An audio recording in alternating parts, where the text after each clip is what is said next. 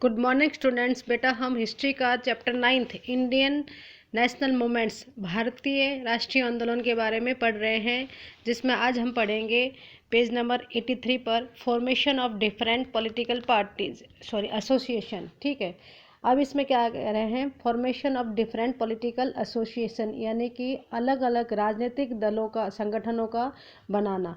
ठीक है, Indian began to form political association after 1850। भारत में राजनीतिक संगठन 1850 के बाद बनने शुरू हुए।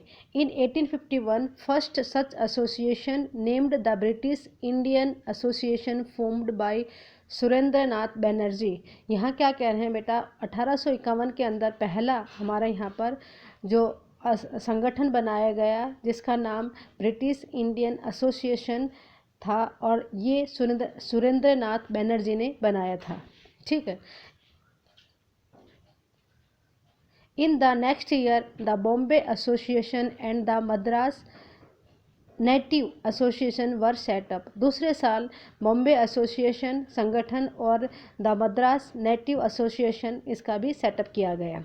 ठीक है बेटा, अब देखेंगे different political association formed between 1870 and 88। यहाँ क्या कह रहे हैं, अलग अलग पॉलिटिकल राजनीतिक संगठनों का निर्माण 1870 से 1880 के अंदर हुआ। Some important of these are given below. कुछ एक खास है जो संगठन है जिनके नाम नीचे दे रखे हैं, जिसमें हम पढ़ेंगे नंबर 1 पूना सार्वजनिक सभा। ठीक है बेटा, उसके बाद है इंडियन एसोसिएशन, ठीक है, मद्रास महाजन सभा। ठीक है, ये जो है ये एसोसिएशन ऐसे हैं, जो ऐसे संगठन हैं जिनको काफ़ी इम्पोर्टेंस महत्व मिला था। उसके बाद है बॉम्बे प्रेसिडेंसी एसोसिएशन और इंडियन नेशनल कांग्रेस। ठीक है बेटा, अब most of these were managed by English educated professionals such as lawyers.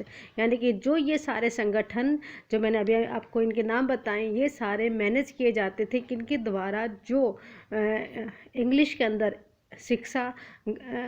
English के अंदर शिक्षित थे और जो प्रोफेशनल थे, और एज ए लॉयर की तरह वो पदवी निभाते थे। वो लोग इनका मैनेज करते थे, जिनको इंग्लिश आती थी, और जो वकील थे वो लोग इनको मैनेज करते थे। Although many of these association functioned in specific parts of the country, their goals were stated as the goals of all the people of India. यहाँ क्या कह रहे हैं बेटा, जो ये संगठन थे इनका ये पूरे देश के अंदर कुछ एक स्पेसिफिक पार्ट्स के अंदर काम करते थे, और इनका कुछ भारत के लोगों के प्रति इनका कुछ खास गोल था, लक्ष्य था, जो वो हासिल करना चाहते थे।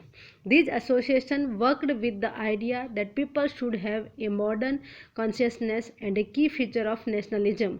यानी कि इन संगठनों का मुख्य कार्य ये था कि लोगों के विचार से ये सोचे कि उन्होंने आधुनिक चेतना का विकास किया जाए और भारत में राष्ट्रवाद नेशनलिज्म की भावना उनमें पैदा की जाए। ठीक है बेटा, उसके बाद है the early leadership such as Dadabhai Naoroji, Pherozeshah Mehta, Badruddin Tyabji, WC Banerjee, Surendranath Banerjee, Romesh Chunder Dutt, S. Subramania Iyer, among others was largely from Bombay and Calcutta. ये जो सारे लीडर्स हैं, इनमें से सारे ये जो है ये कहाँ से थे, बॉम्बे और कलकत्ता को बिलोंग करते थे। ठीक है भाई, दादा भाई नवरोजी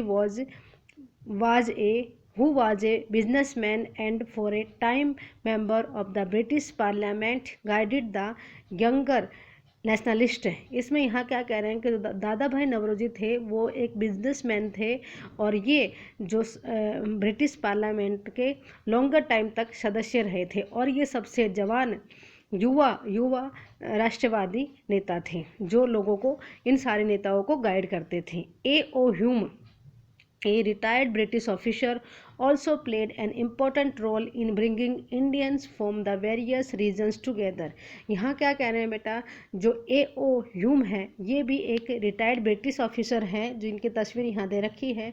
इन्होंने भी हमारे यहाँ के जो भारतीय हैं bringing Indians from the various regions together, यानी कि अलग अलग क्षेत्रों के जो भारतीय थे उनको इकट्ठा करने में बहुत ज़्यादा अपना योगदान दिया था। ठीक है बेटा, इसके बाद नेक्स्ट पेज हम नेक्स्ट वीडियो में पढ़ेंगे। Thank you.